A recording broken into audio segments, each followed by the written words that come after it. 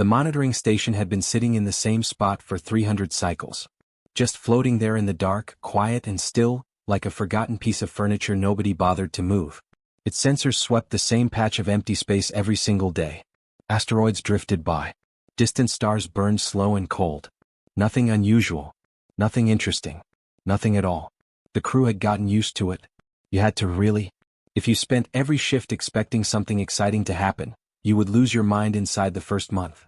So instead they learned to enjoy the quiet. They drank their warm drinks, checked their readings, filed their reports and went to bed. Then woke up and did it all again. Lisa had been working the sensor station for 2 years straight. 2 years of staring at the same screens, watching the same numbers, writing the same reports that nobody at Council Command ever seemed to actually read. She was good at her job. Patient. Careful. The kind of person who checked things twice just out of habit, not because she expected to find anything different the second time. She was halfway through her third cup of something warm when the screen changed. At first she thought it was a glitch. The numbers that appeared made no sense, so her brain just refused to accept them as real. She blinked. Looked away. Looked back. The numbers were still there. She tapped the side of the console with her hand the way you tap a broken machine to see if it fixes itself. It did not fix itself. She ran the scan again. Same result. She ran it a third time, slower, making sure every setting was correct. Same result. Her warm drink sat forgotten at the edge of the console, going cold. The reading showed a single object. Moving. Coming from deep space, from a direction that their sensors had never picked up anything from before. Not an asteroid. Not a comet. Not a natural energy burst from some distant star doing something dramatic. The movement was too steady, too controlled, too deliberate. Whatever this was, it was choosing where it was going. And where it was going was straight toward them. Lisa pulled up the size estimation tool and let the computer do its work. She watched the little progress bar fill up slowly across her screen.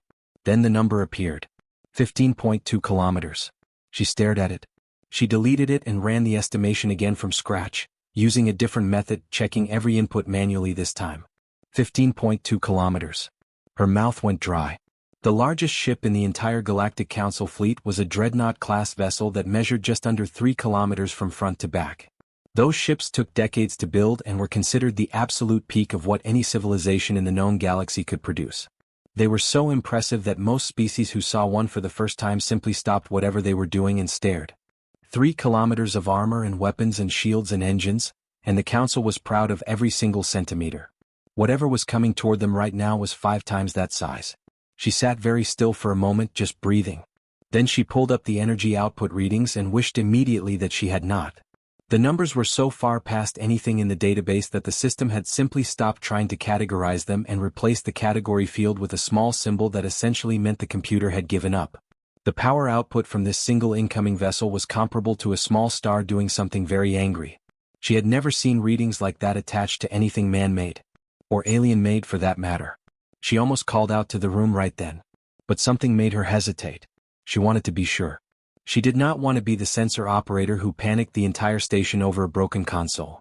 So she pulled up the weapon signature scanner, the one they usually used to check passing cargo ships for hidden military hardware. She pointed it at the incoming object and let it run. The scanner came back with a number and then crashed. She restarted it. Let it run again. This time it stayed open long enough to give her a real answer. Weapon ports across the entire hull. Not a few. Not a standard military complement. The scanner was trying to count them and kept losing track because there were simply too many clustered too close together for the system to separate them cleanly. Hundreds at minimum. Possibly more. Lisa put both hands flat on the console and took a long, slow breath. Then she turned around in her chair and said in a very calm and very controlled voice, "Captain Vorin, sir. You should probably come look at this." Captain Vorin was on the other side of the control room talking to one of the navigation officers about something completely unrelated. He was a tall alien with deep gray skin and a formal posture that never really relaxed even when he was off duty. He had been a Council fleet captain for a long time. Long enough to have handled first contact situations with dozens of different species. Long enough to have developed the kind of confidence that comes from always being the most powerful thing in any given room.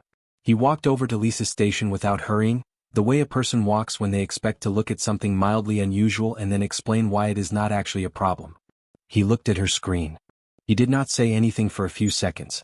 Then he leaned in closer as if the numbers would change if he got a better look at them. They did not change. "Run it again," he said. I've run it 6 times, sir, Lisa said quietly.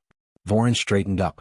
His expression was hard to read, which was normal for him, but something behind his eyes had shifted slightly. He was doing the same thing Lisa had done, running the numbers against everything he knew and finding that they did not fit anywhere. A 15-kilometer ship. Energy output that broke the scanner. Weapon ports that broke the counter. Coming straight at them. He stood there for a moment longer than he probably meant to. Then he pulled himself together and turned to face the room with the kind of expression that said everything was under control, whether or not that was actually true. "Get me the fleet channel," he said to the communications officer. "I want 12 cruisers assembled and in formation within the hour." The communications officer, a younger crew member named Dex, looked up from his station with an expression that was trying very hard not to look worried. "Should I also contact Council Command, sir? For backup or?" "I said 12 cruisers," Voren said, cutting him off cleanly. "That will be sufficient." Dex nodded and turned back to his console without another word. Voren walked slowly back to the center of the room and stood with his hands clasped behind his back, staring at the main display screen where the incoming signal was now showing as a small but steadily growing dot. His jaw was set. His posture was perfect. He had handled first contact 100 times. Strange ships, strange species, strange situations. Every single time, the Council's reputation and firepower had been more than enough. New species came in nervous and uncertain, usually in small scout ships that looked almost apologetic in their smallness. They were eager to make a good impression, eager to learn, eager to join something bigger than themselves. The Council had a way of making the universe feel very large and very organized, and most species responded to that with something between relief and admiration. 12 cruisers was overkill, honestly. He knew that. But the readings were unusual enough that a small show of force seemed reasonable. Not a threat. Just a reminder of where power sat in this part of the galaxy. One vessel, no matter how large, was still one vessel. Back at her station, Lisa had turned back to her screens. She was still scanning, still collecting data, her fingers moving quietly over the controls. The rest of the room had gone back to work too, following their captain's lead, telling themselves that Voren knew what he was doing because Voren always knew what he was doing. But Lisa kept watching the numbers climb. The energy output was still rising. The object was getting closer. The weapon signatures were still there, steady and cold and impossibly numerous. And the more data she collected, the less she was able to make herself feel calm about any of it. There was something else in the data that she had not mentioned yet. Something that took her a while to fully process because it was subtle, buried under all the bigger, louder numbers. But it was there. The hull of the approaching ship, based on the density readings, was not just thick. It was layered. Multiple types of material, some of which she could not identify at all. The outer surface showed damage patterns consistent with weapons fire. Real weapons fire. Not old scars from some ancient battle, but marks that suggested regular, ongoing recent contact with serious military hardware. This ship had been in fights. Many of them. And it had come back from all of them. She saved the data to her personal log, flagged it with a priority marker, and said nothing. Outside, in the dark between stars, the 12 Council cruisers were pulling into formation. Sleek in silver and bristling with weapons, they were genuinely impressive. They moved together with the kind of precision that came from long practice, spreading out into the standard first contact pattern that the Council had used for thousands of years. It was designed to look welcoming and authoritative at the same time. A gentle reminder that the Council was in charge, delivered with a smile and a full weapons complement just behind it. They pointed themselves toward the incoming signal and began to close the distance. Voren watched them go from the monitoring station's observation window. 12 of the finest ships in this sector. Experienced crews. Advanced technology. Everything by the book. He told himself again that this was no different from anything he had done before. Behind him, Lisa pulled up a new scan, this one focused on trying to identify the incoming ship's origin point. She ran it back along the trajectory, estimating where the vessel had come from based on its current speed and heading. The answer pointed her toward a small yellow star about 26 light-years away. An unremarkable system that the Council's long-range surveys had noted briefly, logged as containing one moderately habitable planet, and then essentially forgotten about. It was too far from Council space to be worth close attention. The planet had shown signs of developing civilization, but the last survey was old and the species there had still been at a very early stage. Barely spacefaring by the Council's estimates. Lisa stared at the coordinates for a long moment. Then she stared at the 15.2-kilometer warship on her screen. Then she looked back at the coordinates. She typed a quiet note into her personal log, flagged it again and closed the window. Then she picked up her cold drink, looked at it and set it back down without taking a sip. Something was very wrong, and the council fleet was flying straight toward it with a smile on their face and no backup coming. The first visual came through at 0600 station time. Nobody asked for it. Lisa just routed it to the main screen automatically because that was protocol, because when something got close enough for optical sensors to pick up a clean image, you put it on the big screen so everyone could see. It was standard procedure. She had done it dozens of times before with passing cargo ships and council patrol vessels and the occasional civilian transport that wandered too close to the monitoring zone. She put it on the screen and then immediately wished she had given people a little more warning first. The control room had been buzzing quietly with the normal sounds of a working shift. Keyboards clicking. Low conversations. The soft hum of the ventilation system doing its job. Dex was telling somebody a story about something that had happened on his last leave. Two of the navigation crew were arguing in low voices about the best route back to the nearest council station. Normal sounds. Comfortable sounds. The sounds of a room full of people who were doing their jobs and not thinking too hard about what was coming toward them. Then the image appeared on the main screen. And the room just stopped. Not gradually. Not one person at a time noticing and going quiet. All at once, like someone had reached into the room and turned the volume dial all the way down to 0. The story Dex was telling died in the middle of a sentence. The argument about navigation routes simply ceased to exist. Even the people who had their backs to the screen turned around, because they felt the silence and knew immediately that something had changed. They all looked at the screen. Nobody said anything for a very long time. The ship on the screen did not look like a ship. That was the first problem. The brain kept trying to find something familiar to compare it to, some reference point that would make the scale make sense, and kept failing. It was too big for the eyes to read as a vehicle. It looked more like a piece of geography. Like a mountain range that had somehow been picked up and dragged into space and taught to move with purpose. But it was a ship. You could tell because of the engines at the back, massive glowing things that burned with a steady blue-white light that was almost beautiful if you could stop focusing on everything else long enough to appreciate it. And you could tell because of the way it moved, slow and deliberate and completely controlled, like something that knew exactly where it was going and was not in any particular hurry to get there because nothing out here was going to stop it anyway. The hull was the first thing that really hit you. It was not smooth. Council ships were smooth. Every council vessel was designed with clean lines and elegant curves, surfaces polished and maintained to a standard that reflected the council's pride in their own civilization. You could look at a council ship and know immediately that it came from somewhere organized and advanced and sure of itself. The smoothness was part of the message. We have the luxury of caring about how things look. We are not scrambling to survive. We are above that. This ship was not above anything. The hull was thick and angular, all hard edges and flat planes, like whoever designed it had started with a block of something enormously dense and just cut away everything that was not absolutely necessary for the job. There were no curves for the sake of elegance. There were no design choices that existed for any reason other than function. Every surface was there because it needed to be there. Every angle existed because it served a purpose. And the whole thing was dark. Not painted dark, not designed to look dark, but worn dark. The original color of the hull might have been gray or silver or something in between, but it was hard to tell anymore because of what had been done to it. The armor plating was scorched in places, deep heat blackened marks that spread across sections of the hull in patterns that Lisa recognized from her weapons training. Those were impact marks.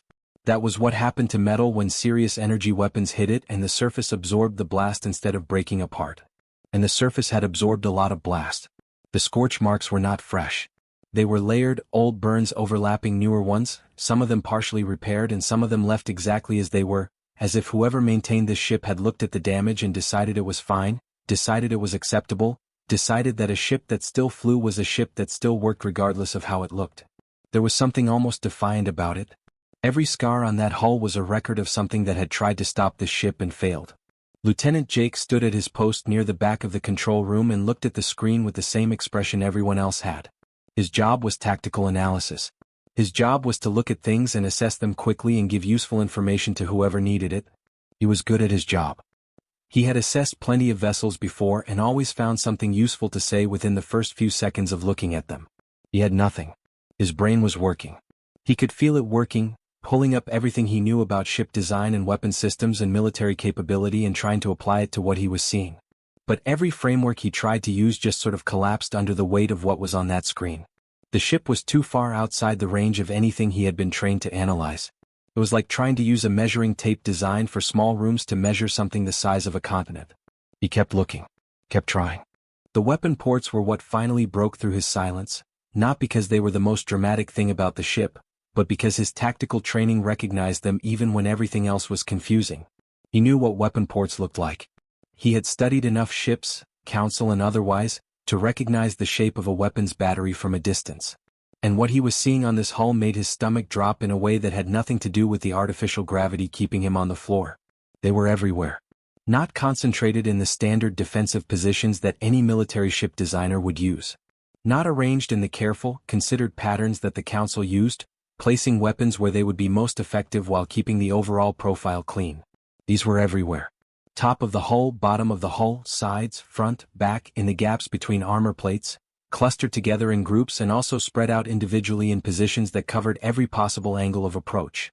Whoever had designed this ship had looked at the concept of a blind spot and decided that blind spots were unacceptable. There was no direction you could approach this vessel from without being in range of something that could end you. And the barrels. Jake found himself focusing on the barrels of the larger weapons batteries because they were the thing his brain could most easily find a scale reference for. He knew the size of Council shuttle craft. He had ridden in them plenty of times. A standard Council shuttle was about 40 meters long and roughly 12 meters wide. A reasonable size. A comfortable size. The kind of size that made sense for a vehicle designed to carry people from one place to another. The barrels of the main weapons on this ship were wider than that. Not longer. Wider. You could fly a Council shuttle into one of those barrels and it would fit with room to spare on either side. He stood there doing the mental math and then stopped doing the mental math because the mental math was not making him feel any better. Dex had been quiet since the image appeared. He was still at his communication station, hands resting on his console, staring at the screen with his mouth slightly open. He was young, younger than most of the crew, and he had never been on a first contact mission before this assignment. He had been excited about it when he first arrived. He used to talk about it sometimes, about what it would be like to meet a new species, about how interesting it would be. He was not talking about that anymore. One of the navigation officers, a woman named Paula, had taken a few steps closer to the main screen without realizing she was doing it. She was studying the hull markings, the scorched areas, the repaired sections, the places where the armor plating had been replaced with slightly different colored material because the original had been too damaged to save.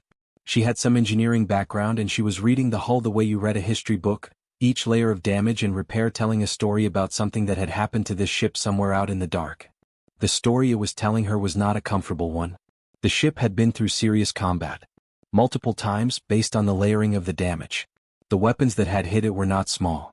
The marks she could see were consistent with the kind of sustained heavy fire that Council military doctrine reserved for engagements with the most dangerous threats in the known galaxy. Things that the Council handled with overwhelming force and full fleet deployments and months of careful planning. This ship had taken that kind of punishment and come back. More than once. She took a step back from the screen and crossed her arms and said nothing, because there was nothing useful to say. The shape of the vessel, beyond the weapons and the damage, told its own story in a different way. Council ships were designed around the idea that technology was the solution to every problem. Advanced shields meant you did not need thick armor. Precise weapons meant you did not need many of them. Superior sensors meant you would always know what was coming before it got close enough to hurt you. The elegance of Council ship design came from the confidence that intelligence and technology made brute physical toughness unnecessary. The ship disagreed. It had shields, Lisa could see that from her sensor readings, and they were not weak shields by any measure. But it also had armor. Layers of it. Not as a backup for when the shields failed, but as a deliberate design choice, as if whoever built this thing had thought about the possibility of the shields failing and decided that was a scenario worth preparing for instead of one worth assuming would never happen. The armor plating was not uniform either. It was thicker in some places than others, concentrated around what were clearly critical systems, the engine sections, the weapons batteries, certain areas of the hull that probably corresponded to important internal structures. Someone had thought very carefully about what this ship needed to survive. They had thought about it from the perspective of a ship that expected to be hit, expected to keep fighting after being hit, and expected to need every system still working when the fight was over. Captain Vorin had come to stand in the center of the room at some point. Nobody had really noticed him move. He was just there suddenly, standing very still, looking at the screen with the rest of them. His posture was still correct, still formal, still carrying the weight of command in the set of his shoulders and the angle of his chin. But something had changed in the room around him and he could feel it. His crew was afraid. Not panicking. They were professionals and they were holding it together. But the fear was there, quiet and cold, sitting in the silence that had replaced the normal sounds of the shift. He could feel it in the way nobody was making eye contact with each other, in the way hands had stilled on consoles, in the way breathing had gone slightly shallow across the room. He wanted to say something. Something reassuring. Something that would put this in perspective, that would remind his crew that the council had faced challenges before and come out ahead every single time. He had words for situations like this. Practiced words, confident words, the kind of words that a captain was supposed to have ready when things looked difficult. He looked at the screen. He thought about the 12 cruisers he had sent out to intercept this thing. He thought about his words. And for just a moment, in the privacy of his own head, he let himself acknowledge what his eyes were telling him. That this was not a diplomatic vessel.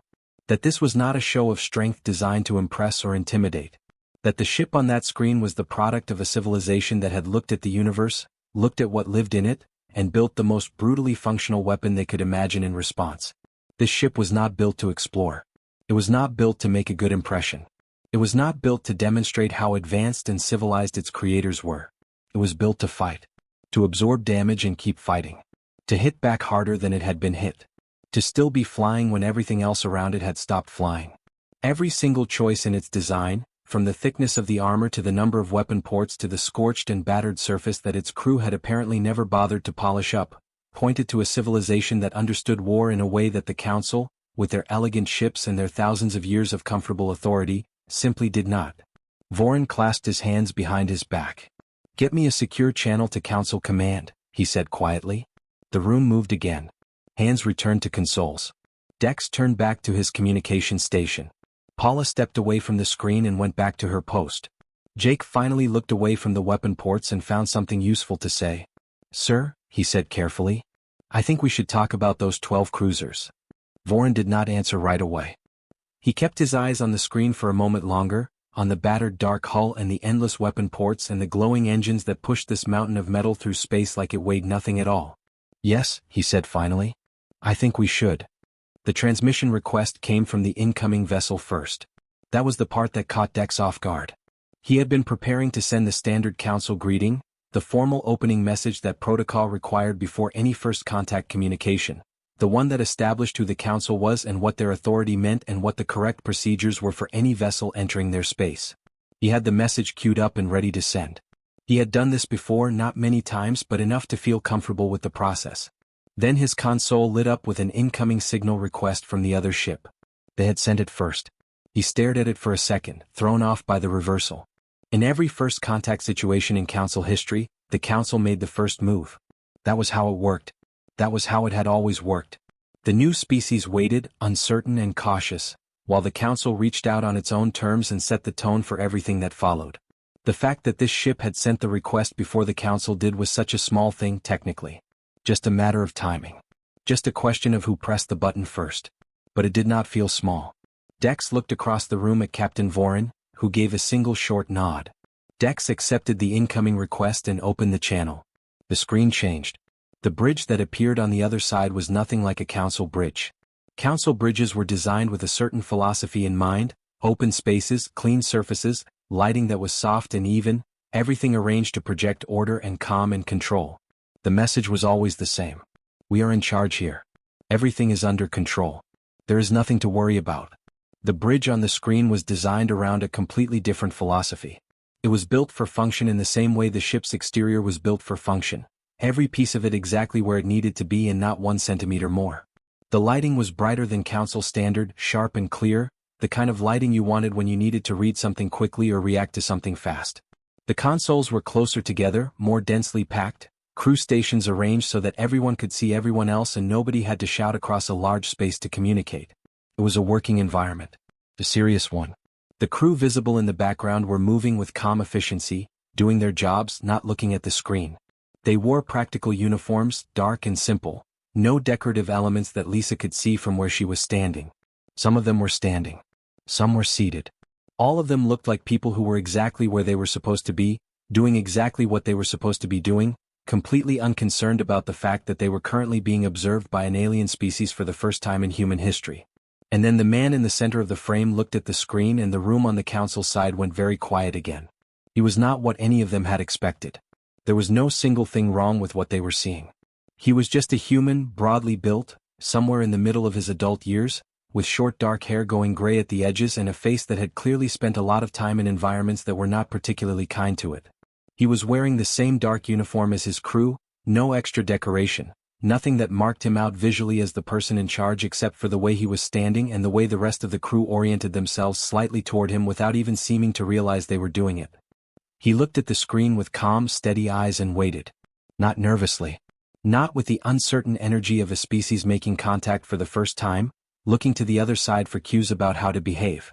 He just waited, comfortable in the silence, like a man who had learned a long time ago that there was no point in filling quiet space with words just to fill it. Vorin stepped forward into the transmission frame and began the standard council greeting.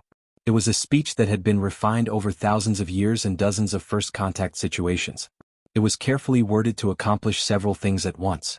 It welcomed the new species while simultaneously making clear that they were entering a space that belonged to someone else. It expressed interest in communication while establishing that communication would happen on council terms. It was diplomatic and warm on the surface and made of something considerably harder underneath, like a handshake with a stone inside it. Vorin delivered it well. He always did. His voice was steady and his posture was commanding, and he hit every beat of the speech the way he had hit it 100 times before. He talked about the Council's long history and their role as guardians of galactic peace and order. He talked about the proper procedures for entering Council-monitored space. He talked about the many species who had benefited from Council guidance and the framework of civilization that the Council maintained across thousands of worlds. It was a good speech. An impressive speech. The human listened to all of it. He stood with his hands clasped behind his back and his weight evenly balanced, and he listened to the whole thing without interrupting, without shifting his weight, without any of the small nervous movements that most species showed when they were receiving the council greeting for the first time. Most species, when they heard that speech, showed something. Relief or awe or anxiety or some combination of all three. The speech was designed to produce that reaction. It was designed to make the listener feel the weight of what they were dealing with and respond accordingly. The human just listened. When Vorin finished, there was a short pause. A few seconds of silence. Then the man on the screen spoke. His voice was even and unhurried.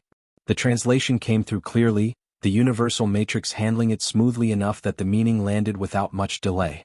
He said his name was Robert Cole. He said he was the captain of the vessel currently designated UES Ragnarok, and that it was registered to the United Earth Sovereignty, which he explained briefly was the governing body of the human species and its associated colonies. He said they had been picking up signals from this region of space for some time and had decided it was worth coming to take a look and introduce themselves. That was it. No apology for entering the space unannounced. No acknowledgement that he had heard anything Vorin said about proper procedures and council authority. No expression of awe or gratitude or uncertainty.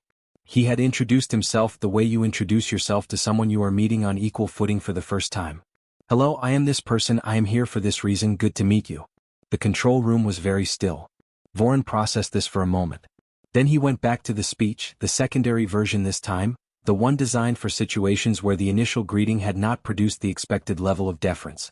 It was a little less warm and a little more pointed. It covered the same ground but with more emphasis on the authority part and less on the welcome part. Cole listened to that one too. With the same expression. The same stillness. The same steady eyes that gave away absolutely nothing about what was going on behind them. When Vorin finished the second time, Cole nodded slightly. It was not a nod of agreement or submission. It was more the kind of nod you give when someone has finished saying something and you want to acknowledge that you heard them before you say what you were going to say anyway. He said that he understood the council had established authority in this region. He said that humanity respected the existence of organized governance and had no interest in causing any trouble. He said that the Ragnarok was passing through on a course that would take it beyond council space within a few days and that they would be happy to share navigational information if that would help. He said it all in a tone that was polite and direct and completely free of the kind of careful deference that the council was used to hearing. Then he asked if there was anything else the council needed from them. Not in a challenging way. Not with any edge in his voice. Just a straightforward question from a man who was perfectly comfortable with the conversation going either direction and was not particularly worried about which way it went. Jake was watching from his post and he recognized something in the way Cole was standing and speaking that he could not quite put into words at first. It took him a while to identify it because it was something he was not used to seeing in a first contact situation. He was used to seeing uncertainty on the other side of those transmissions. Even species that came in with strong military showings usually had some uncertainty underneath it, some awareness of the Council's reputation and history that produced a certain careful quality in how they spoke and moved. Cole did not have that quality. It was not arrogance. Jake had seen arrogance before, and this was not it. Arrogant species talked too much and stood too straight and worked too hard to make sure you knew they were not impressed. Cole was not doing any of that. He was just talking to them the way a person talks when they have thought carefully about what they want to say and are saying it without worrying too much about how it lands. He was treating them as equals. Not as superiors to be impressed.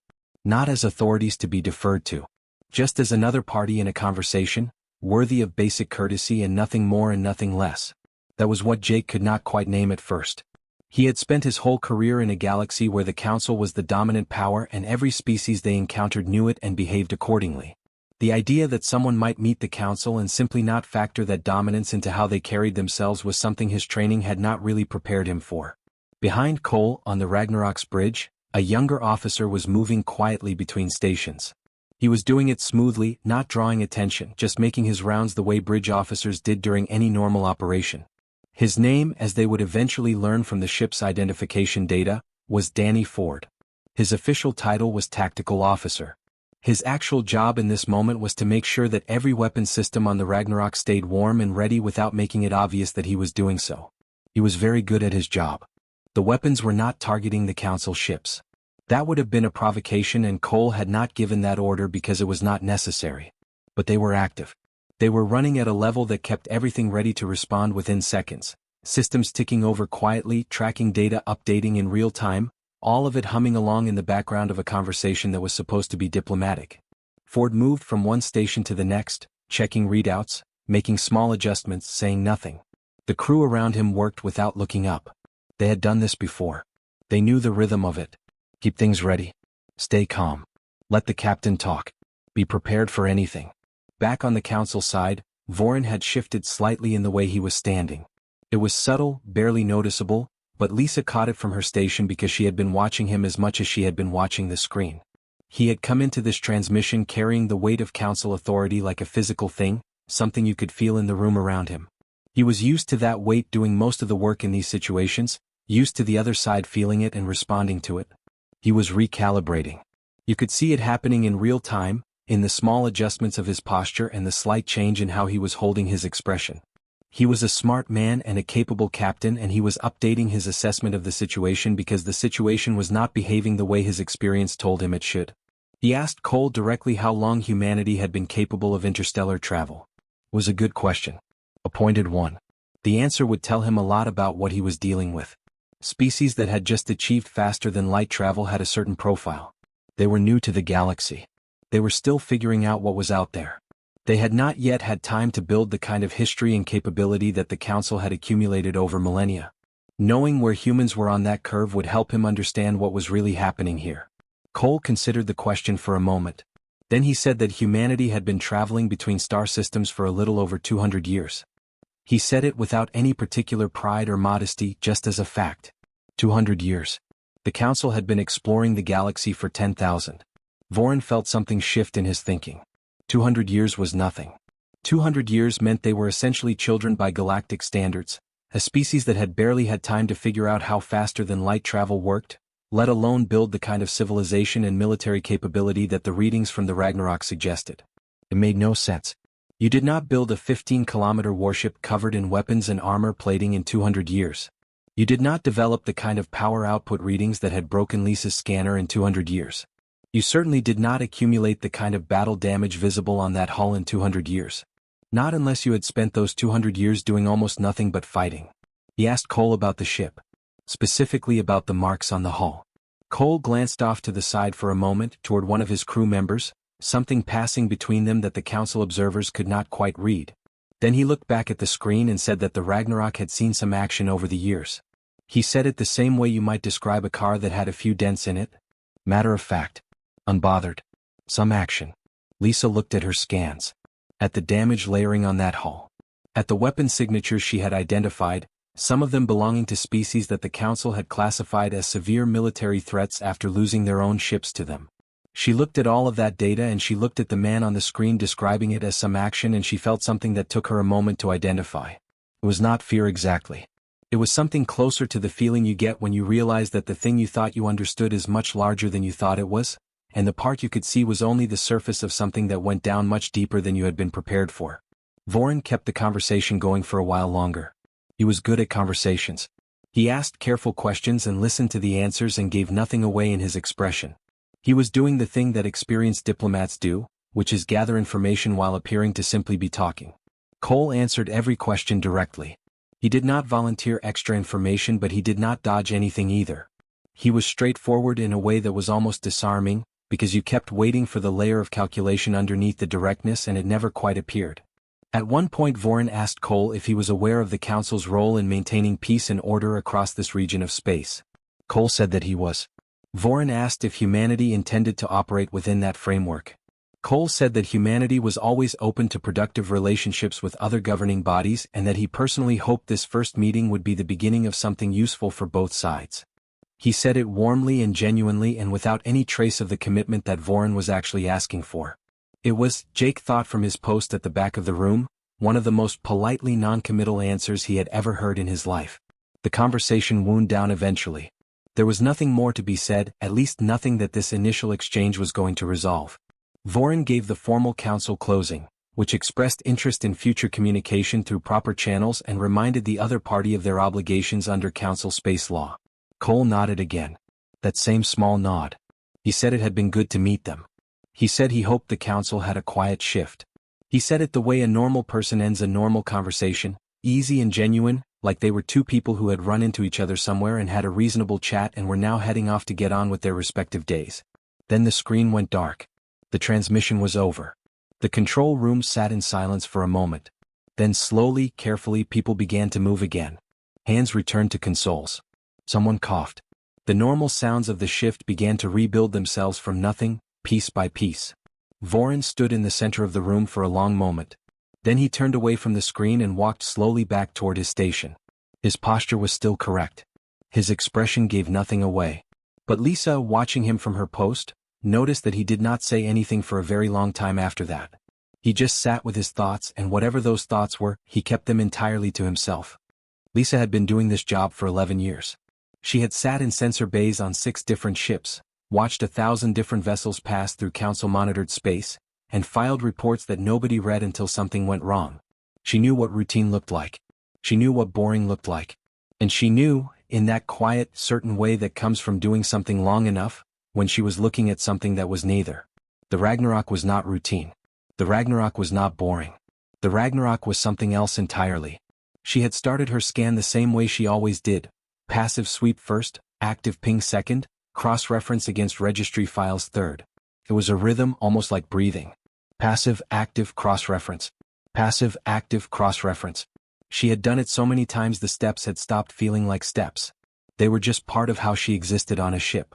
The passive sweep came back clean, which told her nothing interesting. Clean passive sweeps meant the ship wasn't broadcasting anything it wasn't supposed to, wasn't leaking energy signatures in ways that flagged hostile intent, wasn't doing the kinds of things that got you boarded and searched without consent in council space.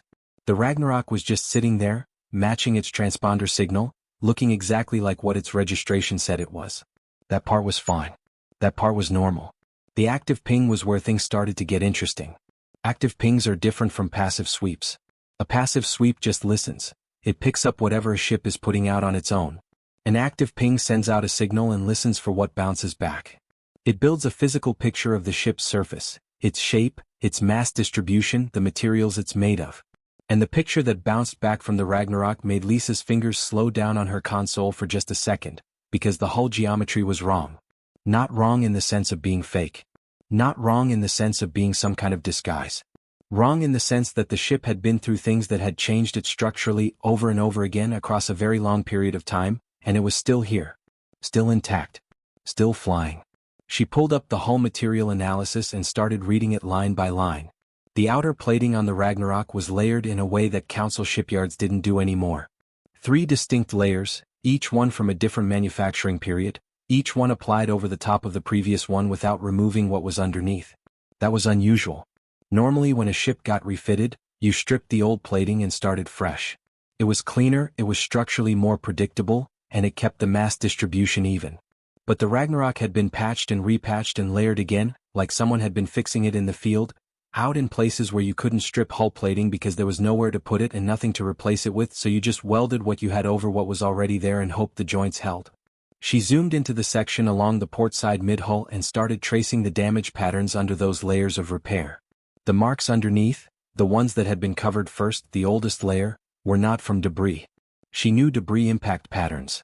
She had cataloged hundreds of them. Debris left shallow gouges, radiating fracture lines, characteristic spreading patterns based on the angle and speed of impact. These were not that. These were deep, elongated channels with clean edges and specific directional characteristics that matched something much harder to produce and much harder to survive: directed energy weapons. Not the kind the Council used for policing or deterrence. Not even the kind that Council military ships carried for standard defense. These were marks from weapons that the Council classified at its highest protection levels, the kind that appeared in briefings that Lisa had security clearance for but that she had never actually seen deployed in her career because they had never needed to be used in any engagement she had been part of. She sat with that for a moment. She let it be real. The Ragnarok had taken hits from weapons that serious, and it had survived them. She cross-referenced the hull markings against the conflict database, a running archive of every engagement in Council space and Allied sectors that had been officially logged and filed. The energy signatures from those deep gouges in the Ragnarok's hull matched records from 3 separate incidents in the outer sectors, all of them from the past 15 years, all of them classified as defensive engagements against threat categories that the Council had publicly acknowledged but quietly avoided committing fleet resources to. The kind of threats that showed up in threat assessment reports and then got tabled in committee because nobody wanted to pay the price of actually dealing with them. The humans, apparently, had not tabled anything. She pulled up the first conflict match. An engagement in the Kareth boundary 14 years ago. Council ships had been dispatched to assist a civilian convoy that had been caught between a contested jump point and a hostile formation. The Council ships had assessed the threat, determined that the hostile energy signatures exceeded acceptable engagement parameters, and retreated to a defensible position while the convoy made its own extraction. The after-action report had used careful language, maintained strategic flexibility, preserved fleet assets for continued operations, conducted orderly redeployment, but what it meant in plain terms was that the Council ships had looked at what they were facing and decided they weren't going to fight it. The Ragnarok's hull markings matched the energy signatures from that engagement, which meant the Ragnarok had been there, and which also meant that the Ragnarok had not retreated. Lisa pulled up the second match. The Vorith Passage 9 years ago. Another engagement, another set of hostile signatures that exceeded the parameters Council military planners used to make go or no-go decisions. Another orderly redeployment. Another after-action report full of careful language. And sitting underneath the repairs on the Ragnarok's starboard forward section, another set of scars that matched exactly. The third match was from 4 years ago. Closer than the other two. A system the Council still had active listening posts in, still filed regular traffic reports from, still counted as part of its operational sphere of influence. The hostile engagement there had resulted in the loss of one Council monitoring station, the evacuation of the civilian research presence in the system, and a formal declaration that the Council would review its security arrangements for the region. The review was ongoing. The monitoring station had not been replaced. The research presence had not returned. The Ragnarok's hull carried marks from that fight too. And the Ragnarok was still flying. Lisa was not a combat analyst. She was a sensor operator.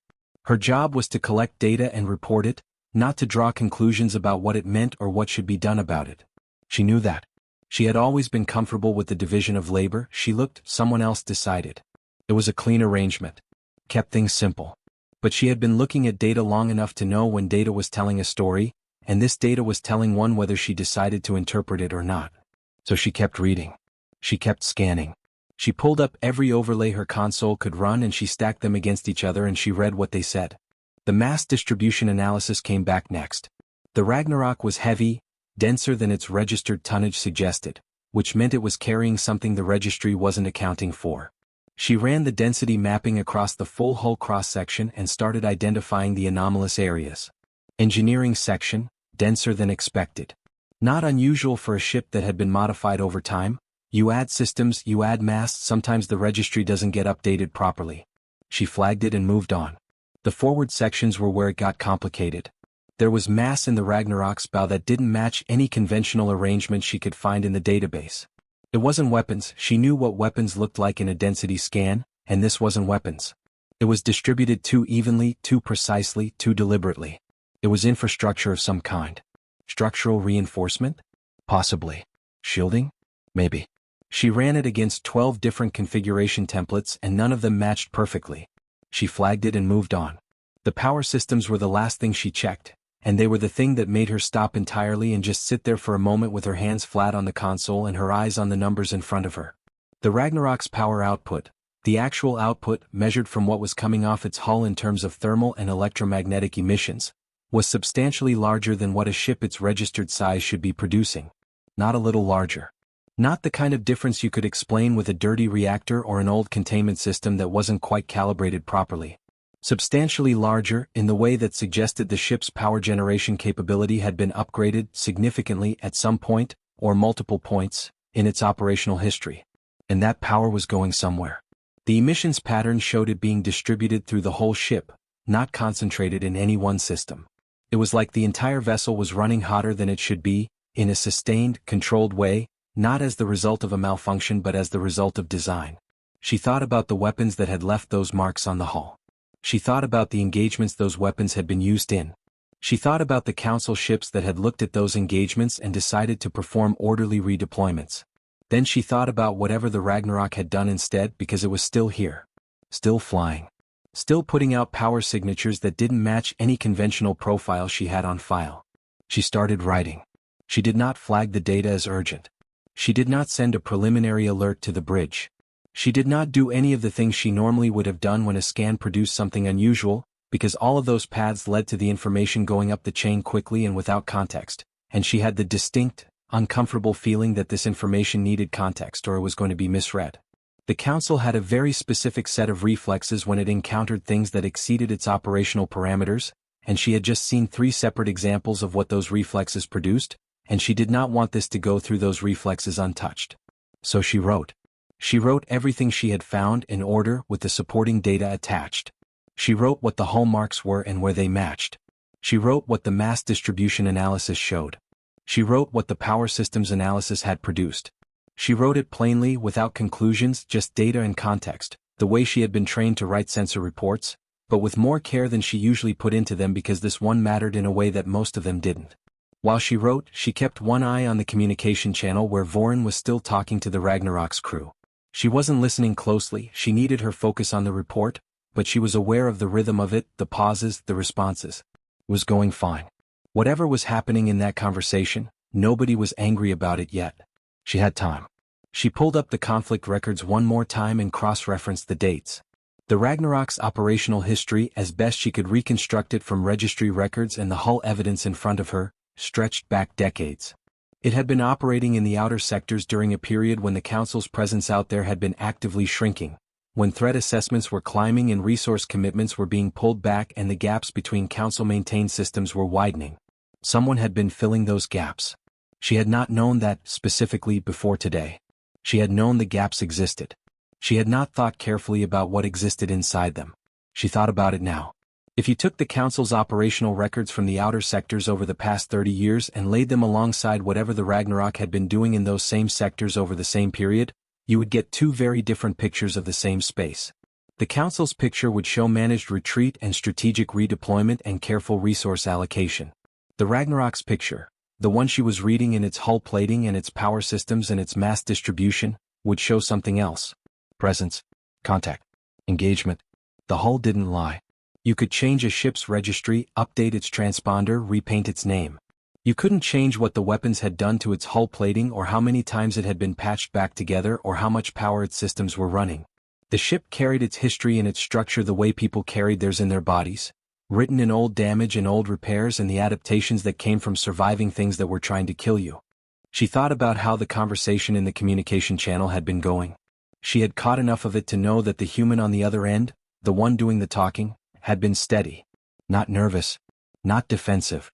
Not trying too hard to be reassuring, which was what you did when you were actually nervous. Just steady. The way people were steady when they had done something long enough that the thing was just part of them.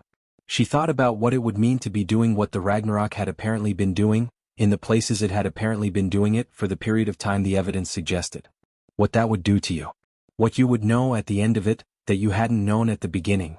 What your ship would look like. She thought about the council ships at the Kareth boundary, filing their after-action reports about orderly redeployments. She thought about the monitoring station that hadn't been replaced.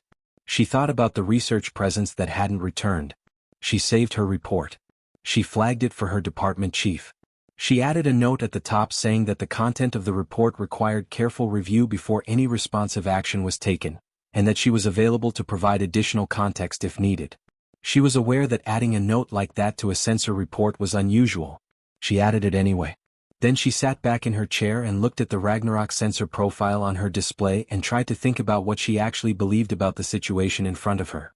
The Council's relationship with the outer sectors had always been presented, internally, as a matter of resource management. There was a finite amount of fleet capability. There were many demands on that capability. Priority had to go where it would do the most good for the most people. The outer sectors had low population density, high operational cost, and threat environments that were complex and resource-intensive to address. The math was not difficult. You pulled your commitments back, you managed the optics carefully, you kept the language in the public reports focused on strategic priorities and responsible allocation. What the math had not included, apparently, was the question of what happened in the spaces where the Council pulled back. It had assumed, or at least proceeded as if it assumed, that the answer to that question was nothing much. The threat assessments would stay theoretical. The incidents would be manageable.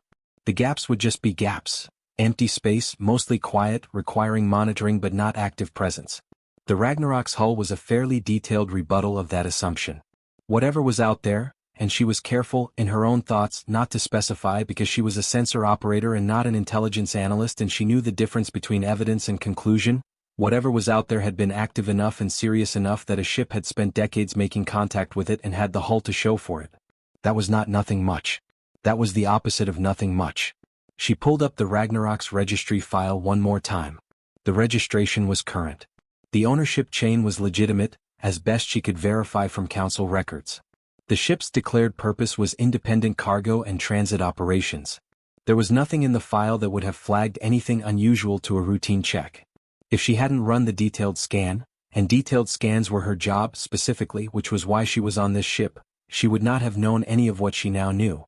The Ragnarok would have passed through this checkpoint and continued on its way and been entered into the transit log as a routine independent vessel, and nobody would have thought about it again. She wondered how many times that had happened. She wondered how many checkpoints the Ragnarok had passed through in its operational history, and how many of them had done the detailed scan, and how many of those had written it down carefully with supporting data and a note asking for careful review before any responsive action. She suspected the number was not large. She saved a second copy of her report to personal storage, which was also unusual, and which she acknowledged to herself was unusual, without quite being able to explain why she was doing it except that it felt important to have a copy somewhere that was hers. The data existed. Someone should have it. That felt like enough of a reason. The communication channel was still going. Voron's voice, patient and measured. The response from the Ragnarok, also patient, also measured. Two people talking across a gap, which was the normal condition of communication in this part of space. Everybody was always talking across a gap of some kind, but with the sensor data she had just finished compiling sitting in front of her, the gap felt more specific than it usually did. More like something with actual dimensions that you could measure, if you had the right instruments. She had the right instruments. She had just measured it. She leaned forward and pulled up a fresh display window and started making a list. Not for the report was done. This was for herself. She listed the questions the data raised that she didn't have answers to, in order from most pressing to least pressing as best she could judge. It was a long list. She worked through it methodically, the way she worked through everything, because methodology was how you stayed clear when the subject matter was trying to push you in directions that weren't clear. At the top of the list was a question she had been circling without quite landing on since she had first seen the depth of those hull marks.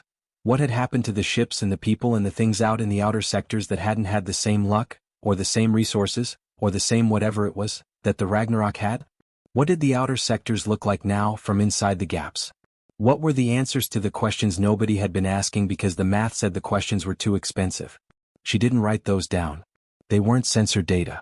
They were just thoughts. But they sat in the room with her while she worked, the way questions do when they're the kind that don't have easy answers, taking up space, changing the quality of the air slightly, making everything else feel slightly more provisional than it had felt before. The scan logs closed automatically after 30 minutes of inactivity.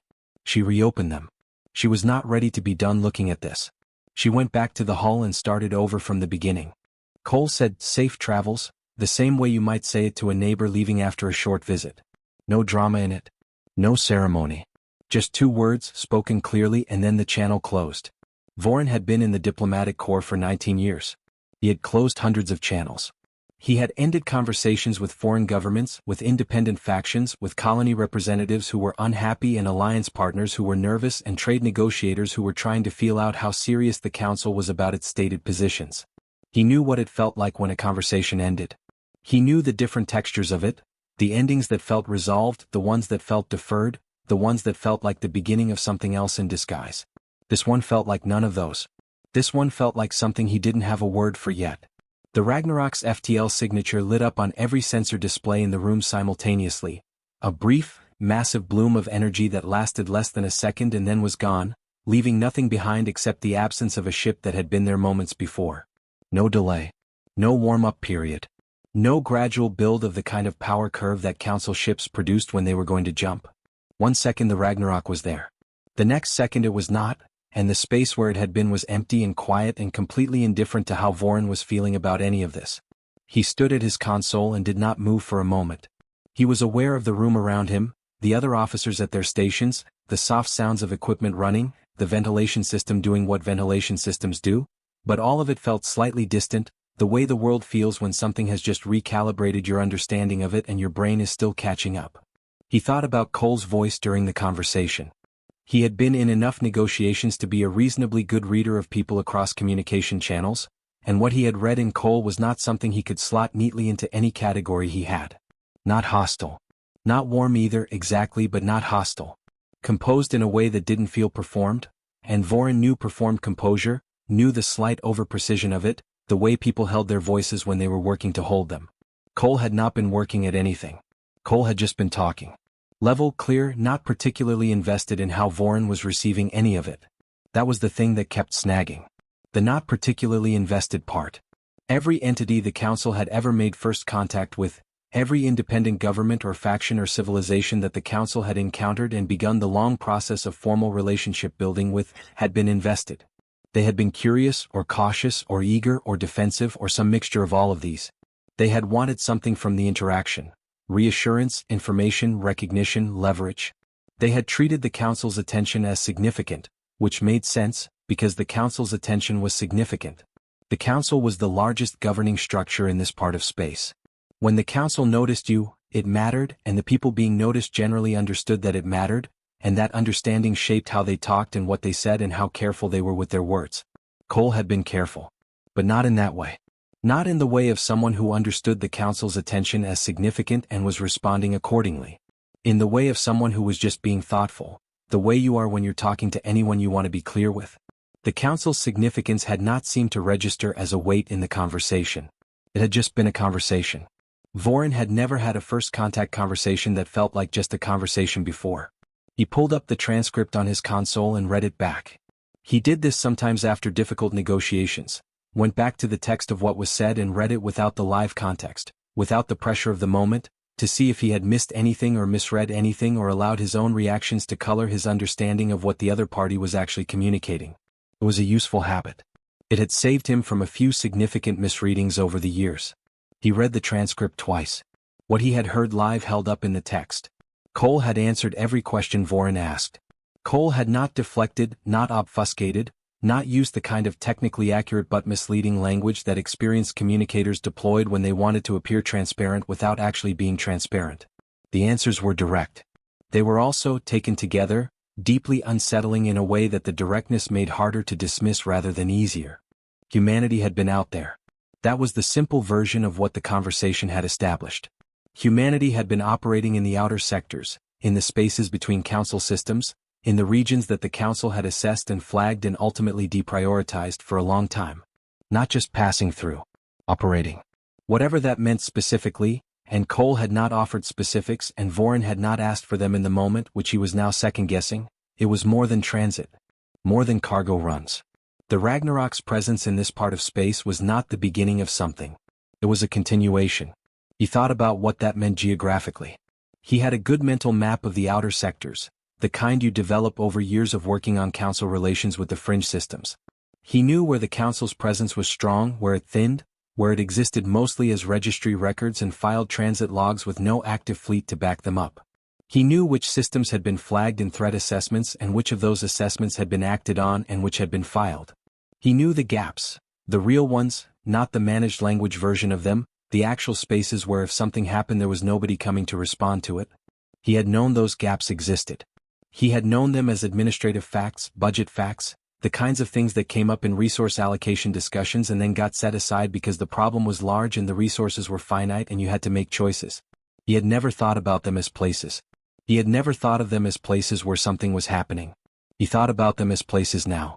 The door to the bridge opened and Lieutenant Commander Reith came in, carrying a tablet and the slightly focused expression she wore when something had just landed in her queue that required attention. She crossed the room to where Vorin was standing and held the tablet out without preamble. He took it and looked at the display. It was from the sensor bay. A flag on an incoming report, marked for careful review before any responsive action. He scrolled down and started reading, and the room got very quiet in a way that had nothing to do with whether anyone was talking. Lisa's report was thorough. It was the kind of thorough that takes time and care, the kind that doesn't happen when someone is just doing their job on autopilot. She had gone through the Ragnarok's hull layer by layer, cross-referenced the damage signatures against the conflict archive, traced the engagement history through matched energy records, and laid it all out in plain, connected prose with the data attached at every step. Vorin read it the same way he had read the transcript. Once for the content, once to make sure he had understood the content.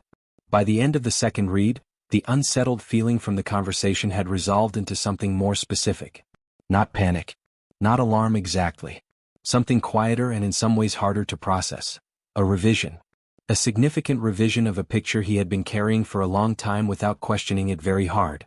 The Council's picture of the outer sectors, the managed, carefully worded, resource allocation justified picture, had a humanity-shaped gap in it. Not a gap in the sense that humanity was missing from the record. In the sense that the record had not been paying attention to what humanity was doing, and what humanity had been doing, in the spaces where the record wasn't paying attention was apparently quite a lot. He handed the tablet back to Reith. She took it and waited. She was good at waiting, which was one of the things he valued about working with her. She didn't fill silence just to fill it. Get this to Fleet Command, he said. Flag it properly. Not urgent but not routine either. Use the category for information requiring senior review. She nodded and left. He turned back to his console and stood there for another moment, looking at the empty space on the display where the Ragnarok had been. He was aware that he needed to open a channel to Council Command. He knew the procedure.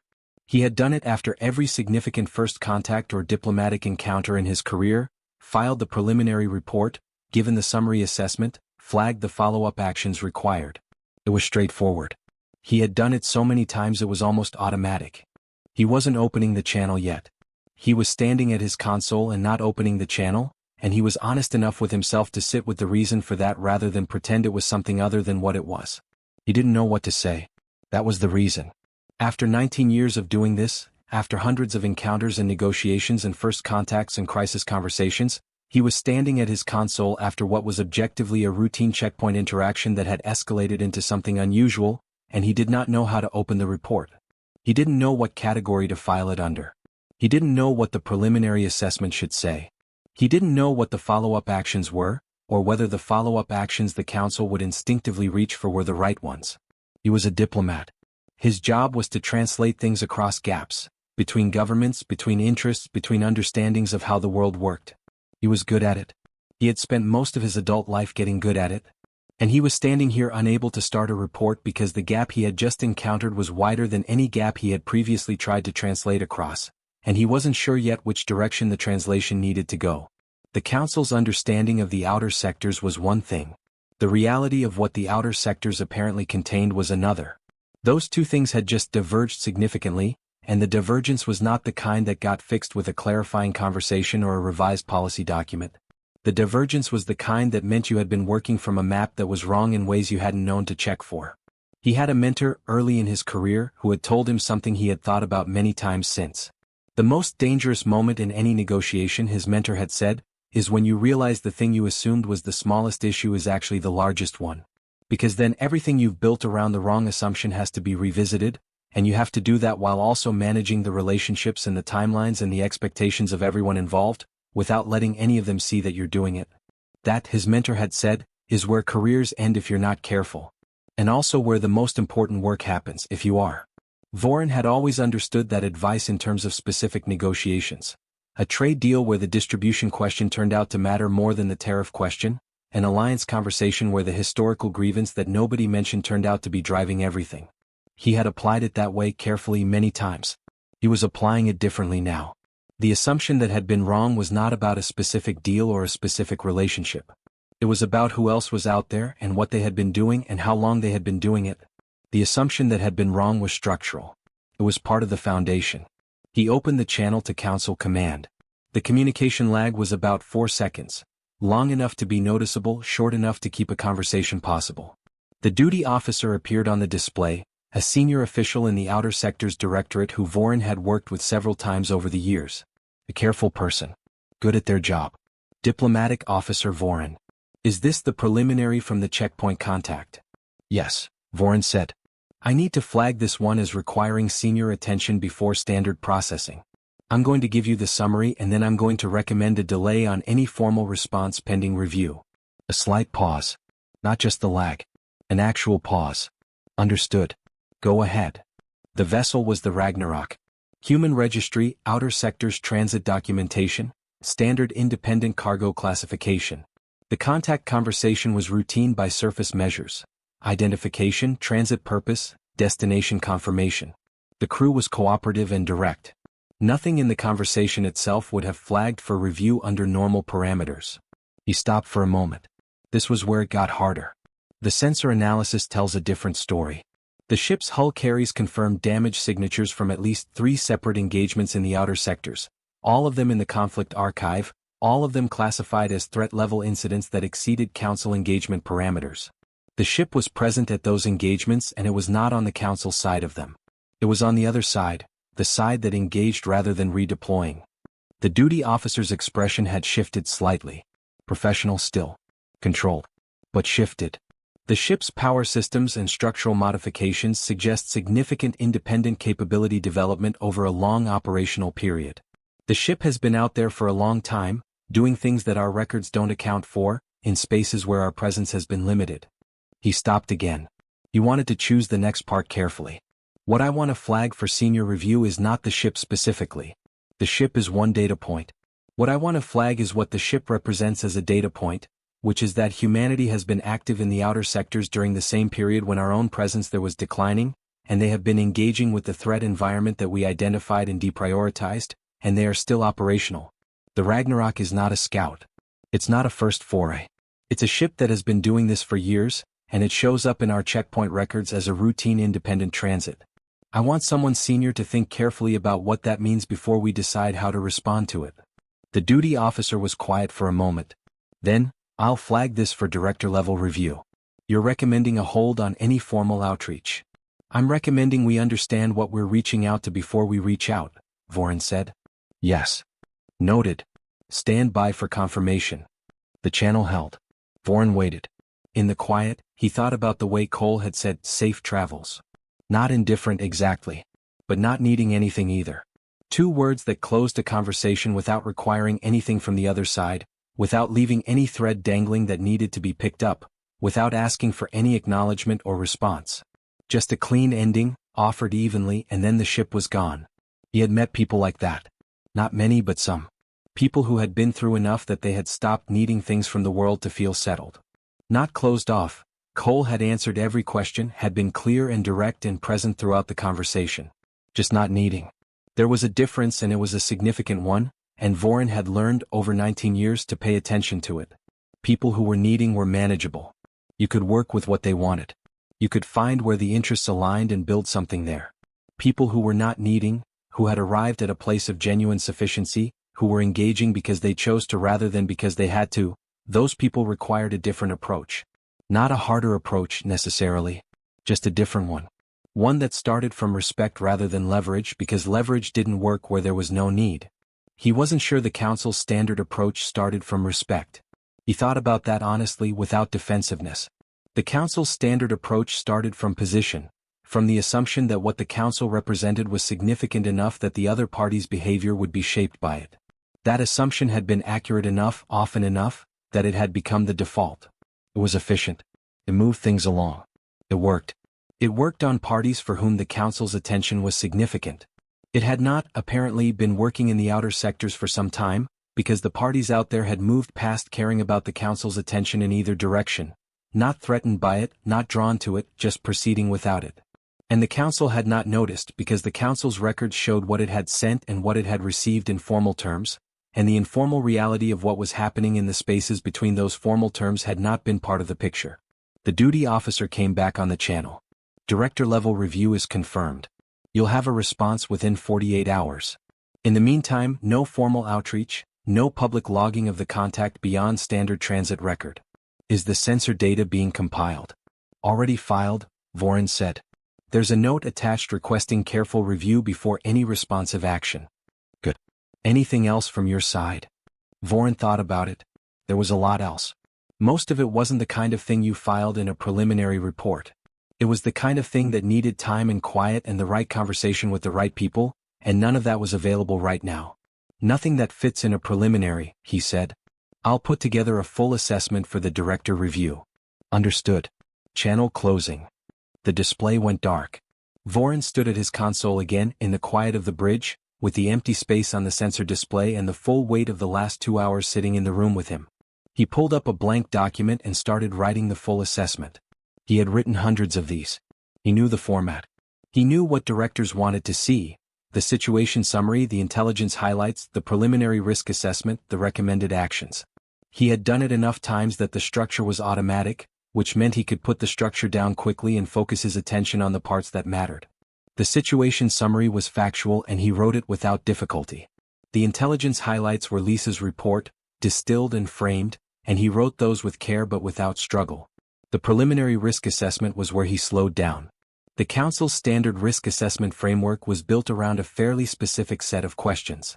What is the capability of the entity in question? What are their likely intentions?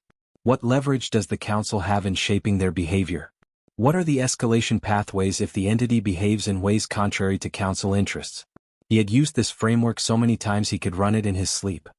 He ran it now and it produced answers that were incomplete in ways the framework wasn't designed to flag. Capability, significant and apparently expanding. Intentions, unclear not because they were hidden, but because humanity didn't seem to be operating in a mode where intentions toward the council were particularly central to their planning. Leverage, unknown, possibly minimal. Escalation pathways. The framework assumed that council interest was a factor in the other party's decision-making, and he could not confirm that assumption here. He sat with the incomplete assessment for a while and then did something he didn't usually do in these documents. He wrote the incompleteness in directly. He wrote that the standard risk assessment framework was producing incomplete outputs because it was built on assumptions about the relationship between council attention and other parties' behavior that did not appear to hold in this case. He wrote that this was itself significant information, and that the director review should take it seriously rather than treating it as a gap to be filled with additional data collection. He wrote that humanity's presence in the outer sectors was not a problem to be managed. It was a reality to be understood. And that understanding it would require the council to ask some questions about its own picture of those sectors that it had not, as best he could tell, asked yet. He did not write what he actually believed about how those questions would land when they reached the people who needed to hear them. He had been in the council structures long enough to know how institutions processed information that challenged their operating assumptions. He knew the stages: the initial skepticism, the request for additional confirmation, the framing of the new information in ways that minimized how much revision it required, the eventual slow adjustment that was presented as proactive adaptation rather than correction. He knew the process. He had watched it happen with smaller things than this. This was not a small thing. He finished the assessment, attached Lisa's sensor report, added his own contact transcript and filed it. Then he stood at his console and looked at the empty space on the display one more time. The Ragnarok was gone.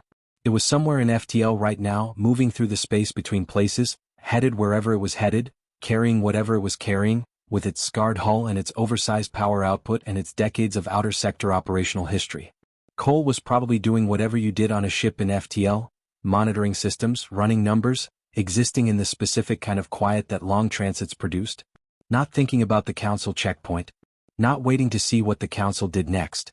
Just going where they were going.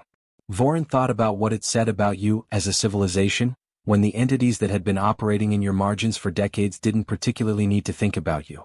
When they passed through your checkpoints with correct documentation and answered your questions clearly and said, "Safe travels," and jumped to FTL and got on with it. When your response to their presence, whatever response the Council eventually arrived at, after the director review and the senior discussions and the careful language, was something they would receive and note and factor in or not, based entirely on whether it was relevant to what they were already doing. He had entered this career because he believed in the work of building connections across differences. He still believed in it. He believed in it more precisely now, maybe because he understood the difference better, not the difference between the Council and humanity specifically, but the difference between connection that assumed a certain power dynamic and connection that didn't. Between reaching out to something and reaching across to it. Between treating an encounter as an opportunity to extend your existing framework and treating it as an invitation to build a new one. He didn't know which of those the Council was capable of right now. He didn't know which the Council would choose when it understood what it was choosing between. He hoped someone senior was going to read his assessment carefully before deciding. He hoped the careful language in Lisa's note, careful review before any responsive action, landed the way it was meant to land. He hoped the 48 hours before the director response were used for the kind of thinking that was actually equal to the situation rather than the kind that was equal to all the previous situations, which were different. He hoped, and he knew that hoping was not the same as knowing, and he stood at his console in the quiet of the bridge and let that distinction be what it was. The ventilation system kept running. The equipment kept making its soft sounds. The sensor display kept showing the empty space where the Ragnarok had been, unremarkable now, just space, the way space always looked when there was nothing in it requiring attention. Vorin started a new document. He was not done thinking, and thinking was what he had.